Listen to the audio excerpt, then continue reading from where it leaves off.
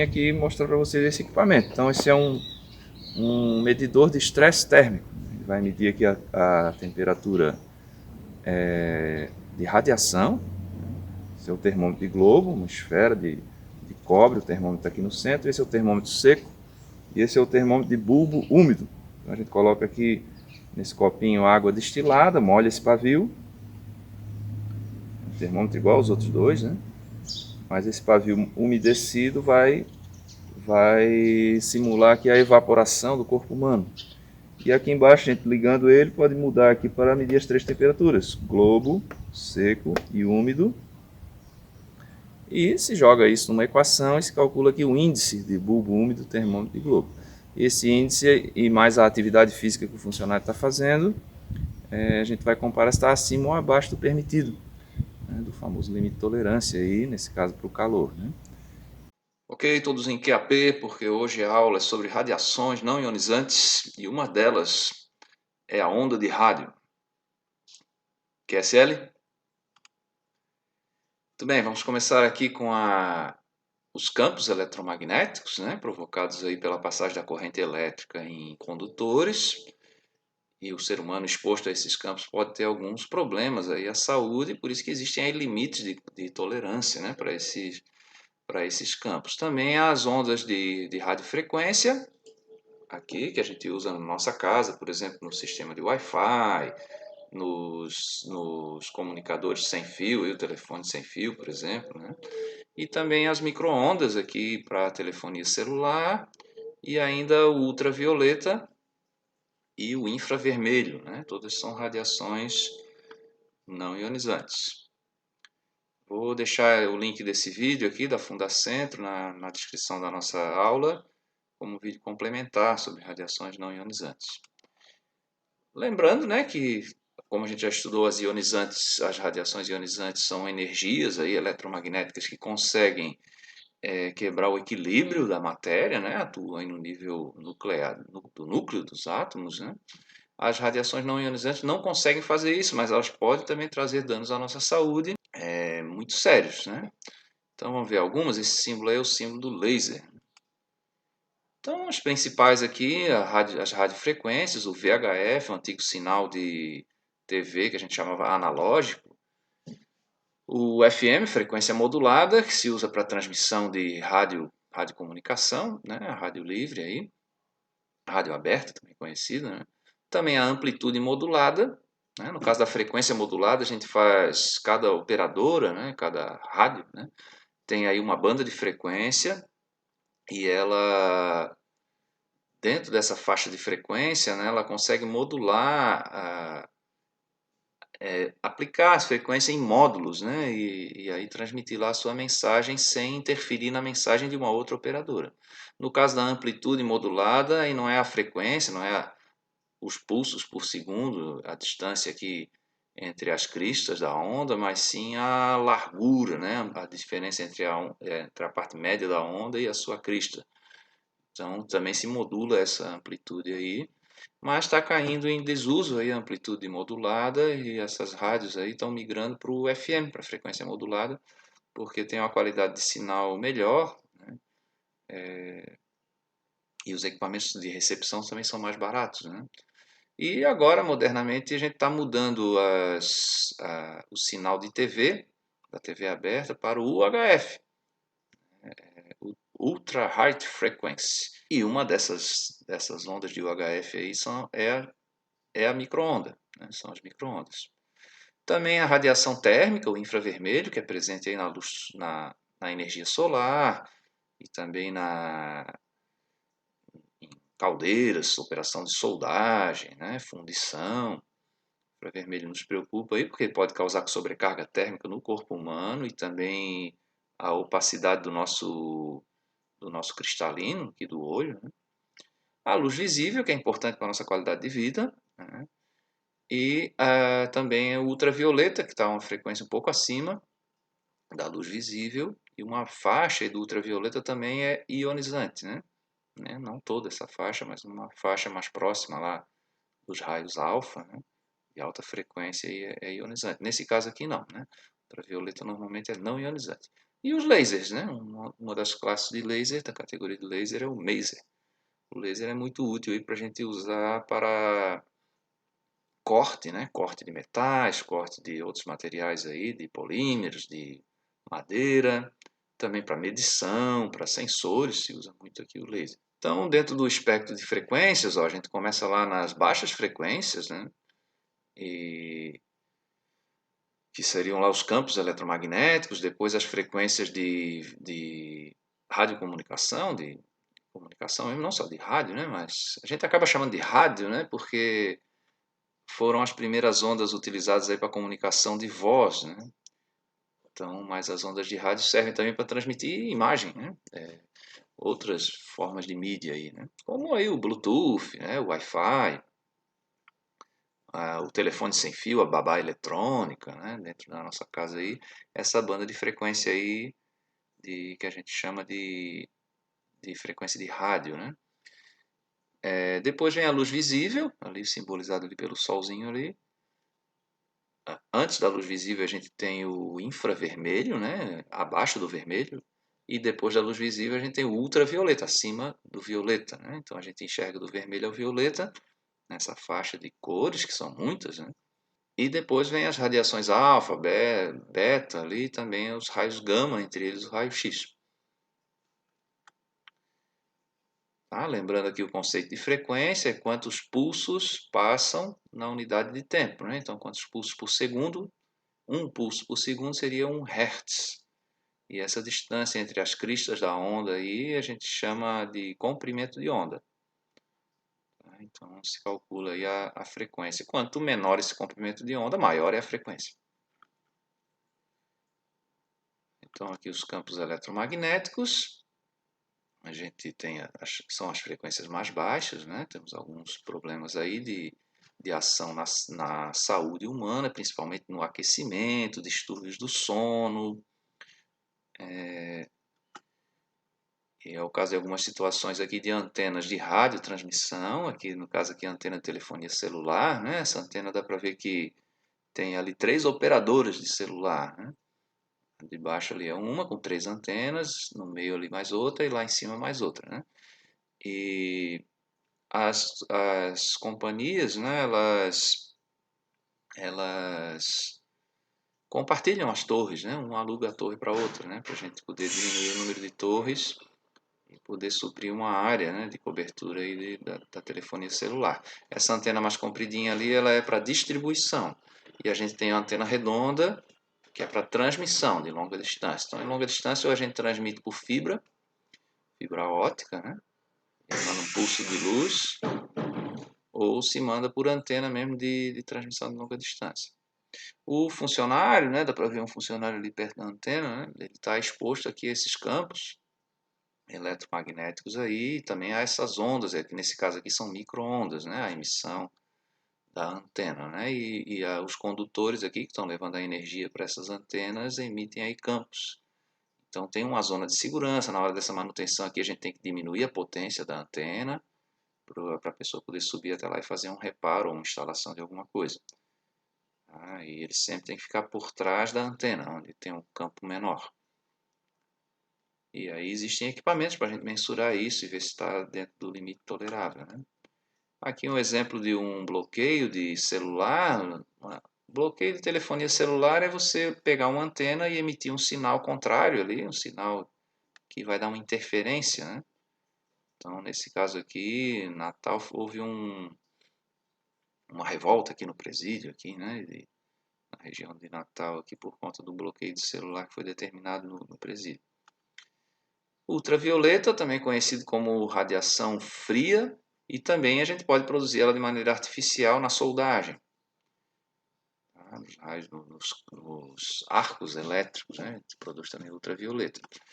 Então, a gente lembrando aqui, né? O Sol ele nasce vermelho, vai ficando amarelo, depois ele fica branco e depois fica vermelho novamente, né? Como é esse fenômeno aqui? Não é o Sol que mudou de cor, na verdade é a espessura da atmosfera que foi diminuindo à medida que o Sol à medida que a Terra vai girando, né, e o ângulo do Sol vai mudando, e aí a gente, claro que de manhã cedo e de tardezinha a gente tem uma proteção maior contra o ultravioleta. A atmosfera filtra isso. Imagine aqui o nosso amigo aqui, Pequeno Príncipe, em cima do planeta, né? Tá fora de proporção isso, mas imagine que isso aqui seja a atmosfera. A gente tem 11 quilômetros de atmosfera, e quando o Sol nasce, aqui por trás da minha cabeça, ele vai ter que vencer esse comprimento de atmosfera aqui pelo ângulo, né? E ao meio-dia o comprimento é bem menor, dá para ver ali, né? Porque ele está a pino, então o comprimento de atmosfera que ele tem que vencer para chegar na superfície da Terra é bem menor. E daí o poder mesmo de a gente queimar a nossa pele com ultravioleta, né?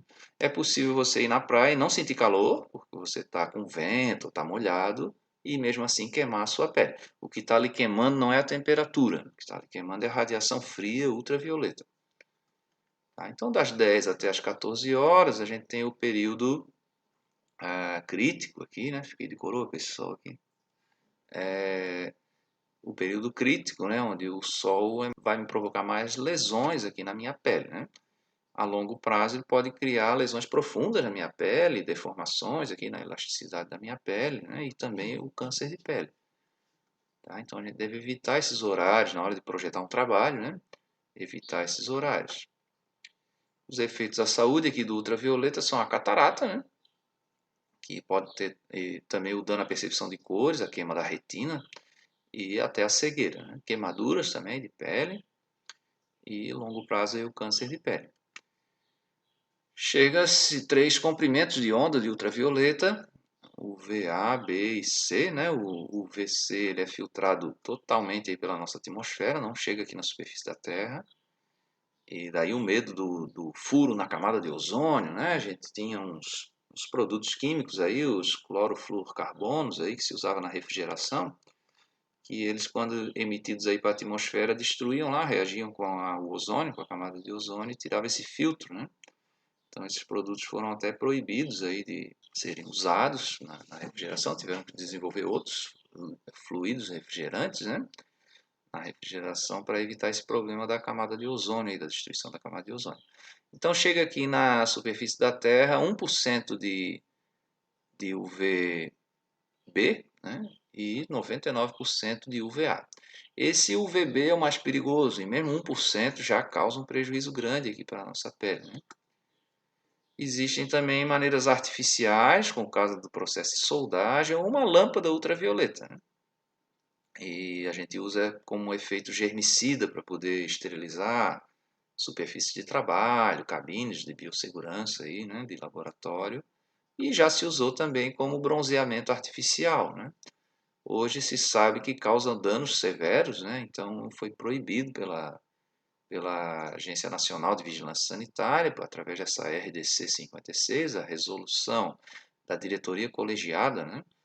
Da Anvisa proibiu o uso dessas câmaras, né? Você sai bonito ali, mas com o tempo você vai virando um maracujá de geladeira, né? Todo deformado com a sua pele envelhecida, né?